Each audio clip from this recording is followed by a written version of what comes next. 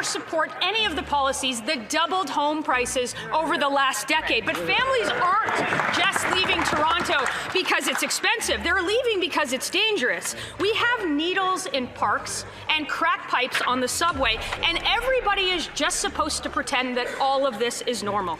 Does the government impact of 10 years of Liberal governance: eating less to be able to afford housing. That is the sad choice that Canadians have to make.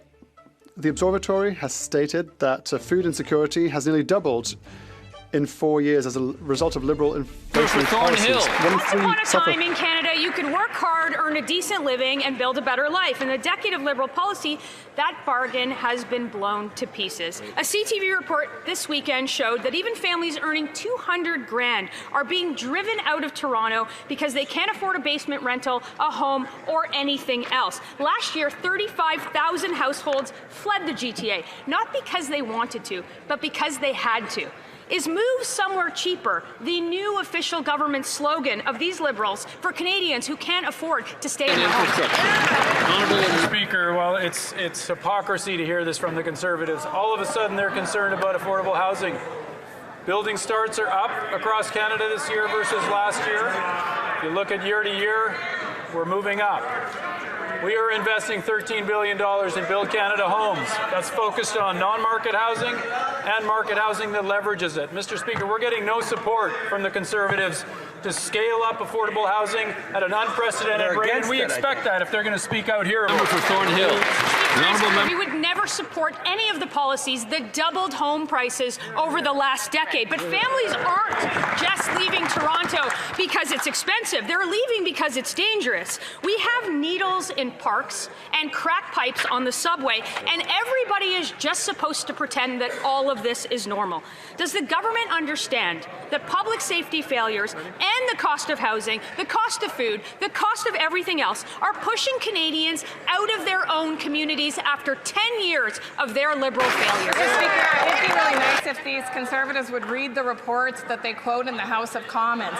Food Banks Ontario talks about the importance of increasing base rates for social assistance, making sure that people living in poverty have sufficient social supports, Mr. Speaker, investing in income supports for Canadians like we have done through the Canada Disability Support payment, Mr. Speaker. The kinds of recommendations coming out of these reports fly in the face of the individualism that we hear over on the other side, Mr. Speaker. What Canadians know is that sometimes people face hard times, and when they do, they want their country to be there for them.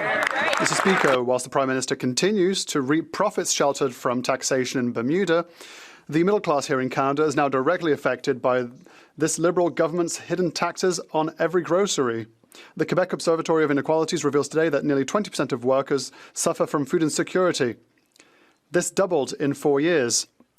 Even with a steady job, we don't have enough to cope with rising food costs and rent costs. Why is this Prime Minister so proud to continue in the same direction with record deficits and spending, which will only make life even more expensive for Canadians and even more difficult when it comes to getting food? Mr. Speaker, once again, I'd like to highlight that no parents should find it difficult to feed their children. I was in Nova Scotia this weekend. I was lucky enough to meet mothers, women who work in childcare centres, who take care of our children.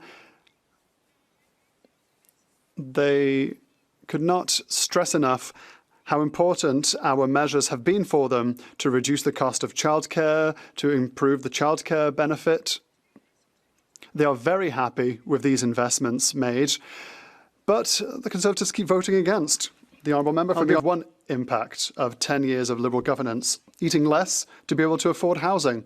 That is the sad choice that Canadians have to make.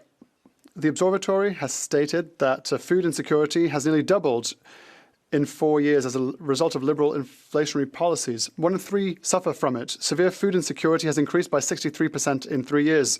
It means skipping meals, weight loss, and extreme deprivation. And the Prime Minister tells young people and tenants that we'll have to make sacrifices in the future. How many more will have to sacrifice everything to enrich Brookfield and all Canadians? Mr. Speaker, this is a serious issue, and what my colleague did not mention was that the first thing we did is reduce income tax for Canadians. 22 million Canadians will now pay less tax. The second measure that the Conservatives voted against, and people need to note this, because they voted against measures to build new homes. Affordable housing is the basis of affordability, Mr. Speaker. If they were really serious, if they were so concerned with this, every single one of them would have supported Budget 2025.